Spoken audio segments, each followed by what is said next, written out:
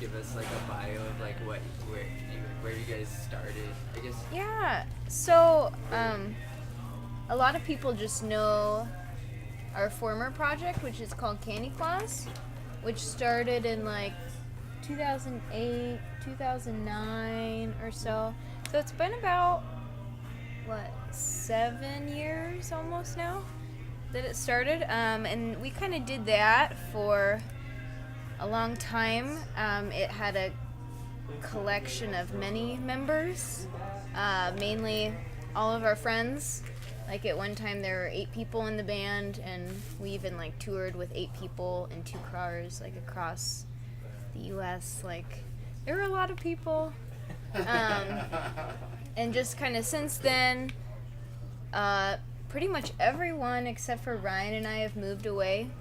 So 2 of our old members live in Portland now. One of them lives in Indiana. One of them lives in Pittsburgh. So people are just like really scattered now. So we just wanted to keep making music though, obviously, but we just kind of thought it would be better to kind of put it under a new name just because some of the members left, and we started collaborating with some new people, so it just kind of justified a new name. So Sound of Ceres was born, I guess. Yeah, but Ryan is the main principal songwriter for Sound of Ceres and for Candy Claus, so really, like, it still sounds pretty similar, and it still has the same production idea and everything because it still has the main person behind it all. So it's really similar, but it's just kind of changed just a little bit. So yeah. So now we're going with a new thing. For a while, it's kind of been calling ourselves by 2 names, saying Candy Claus Sound of Ceres or Sound of Ceres Candy Claus. So it's been kind of an interesting transition.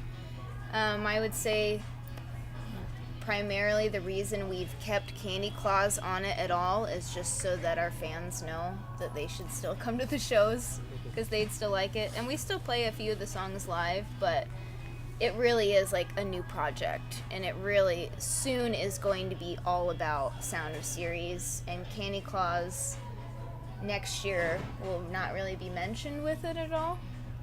Never again. Never again. So, yeah, that's kind of just like a brief, I don't know, like how the transition came about, I guess. Yeah. So it's been the 2 of us. It's a little more electronic now. And then Russ and Derek joined for live shows, bass and guitar, and kind of fill it out. Yeah. Turned out to be awesome guys. So originally, when Ryan and I created the project, we kind of envisioned it to be like a 2-piece. Not so much for recording, but for live shows. We kind of had this vision of like, oh, we'll travel the world, you know, bring our dogs, and like it'll be just us 2 doing it and everything. So that was kind of the strong idea at first. But when we went out in July, we were showcasing for some labels, so we wanted to have like a really strong set, I guess, which was unfortunately more than just Ryan and I could give. Unfortunately. Yeah. Like, it's just not as... No, you guys are great. I don't mean it like that. I just mean it wasn't working how we had envisioned it was originally going to work.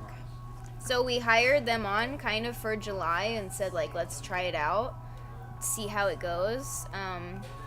And then we ended up doing really well together. It was really, in the beginning, kind of about, like, all about the music. Obviously, I would say that's something that's really different from Candy Claus, is that Candy Claus kind of was like, we were all friends, we traveled as friends, we were a group of musicians that played together just as friends. And this time it was kind of like we were really looking for people that were true musicians and that knew how to play, and hoped that a friendship could come from it, I guess, which is what happened. So we decided to continue with the full group after July. So yeah. What So- is Ceres? Like Ceres, like what is it reference to that? Originally it was the Roman goddess of agriculture and secrets and fertility. Interesting. So mostly we just like the name, but we also kind of incorporated that into the idea of our songs. There's a lot of hidden stuff, a lot of things ready to happen, beneath the surface. Yeah, it's a pretty thought-provoking name. Yeah, but it also has to do with the dwarf planet, which is also the largest asteroid in the asteroid belt. Oh, nice. A lot of our new songs are about space and how humans relate to, ideas that are way beyond what we can experience. So, kind of like that. I don't know. Mostly it just sounds cool, and then we kind of justify it with deeper meanings. Yeah, well, it's funny because first I didn't realize how it was spelled, and then I was thinking, oh, is it like a race car, like Ceres, Sound of Ceres, like sound of going faster? I don't know. I don't know what I was thinking, but yeah, it's amazing. We realize it's kind of tricky, which is when you tell it to someone, you have to explain what actual word you're saying. Right. Well, that's cool. It's kind of thought-provoking, Yeah. Cool. Yeah, definitely. Cool. Yeah, I mean, well, anyone that just has like a question can definitely. What? Yeah.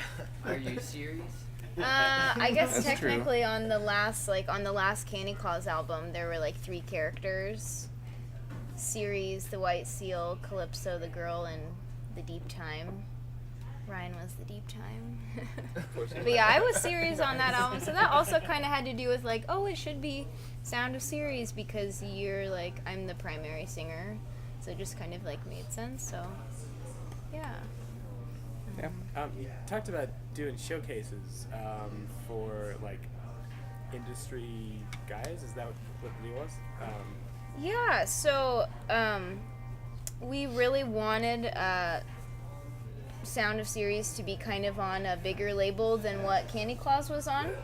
So it was the July tour, was kind of about like trying to showcase for some of these labels and like some PR people and just different industry people that were interested in seeing it. That was kind of our old label's advice to us about trying to get on a new label. Was they basically said you need to put together this tour, and these labels that you're interested in, you need to go to their town and like invite them to the show, basically. Like obviously before the show there's a lot of like talking with them, sending the demo, seeing if they like it, and then from that point it kind of goes on to, well, you like the demo, so you should come see the live show.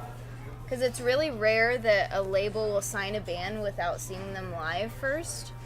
Because obviously, like, when they're signing you, they're, like, putting a lot out there for you. They're putting, a ton of money on the line and just, like, crossing their fingers that it's going to turn out good and everything. So it's more than just, like, the record itself. It's also about your live show because that's ultimately how you sell the record. So that's something that's, like, really important for them to want to see. So how did you set that all, or your first label helped you find a new label? Like as far as like booking the tour, like how was the tour booked? Is that what you're saying?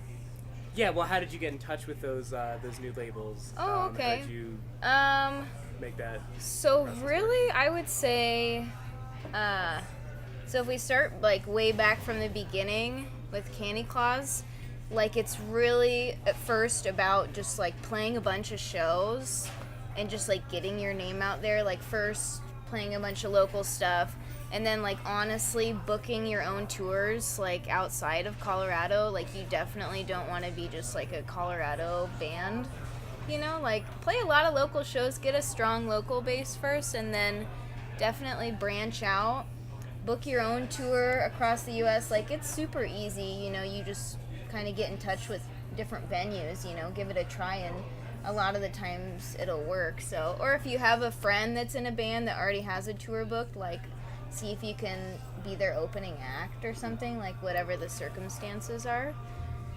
So yeah, really just like get your name out there. I would like do some weird tours for a year or two, just that you do yourself, just so that people around know you, and as you're playing those shows in other cities, like do a lot of networking, like just get to know people as friends.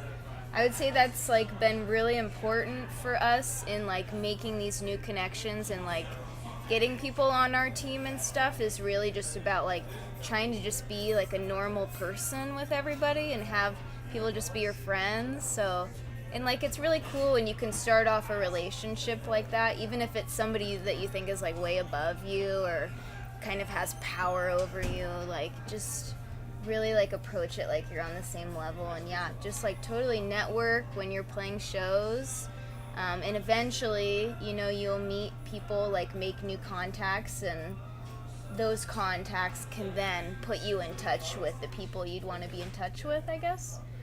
So yeah, like our old label, Candy Claus's label, 2-syllable, out of Brooklyn, definitely like helped a bit with sending it off to some new labels. Another label, Flannel Graph, that we put out like 10-inch on, things like that, also helped to contact other labels. Just like bands that we knew that were on labels. After touring with them, playing shows with them, you know, you meet them, become friends with them, and then they're on a label, and so they talk to their label for you. And so really it's totally about like who you know and just making connections with people, and then having them speak on your behalf if they feel really powerful about your music. So the label that we ended up signing to is actually, we got connected with them through Flannel Graph, as I was saying, a label that put out a few Candy Claus things. So yeah, it's like so hard to just send your demo into a label and just kind of think they're going to hear it and they're going to like it. Like, they get so many every day, which sucks. It does suck, you know, but there's so many people that make awesome music now that like you really have to have like a connection above just like the music being really good itself. Yeah, so yeah. How'd you get on 2-syllable? Were you sending it out? Yeah, we sent out.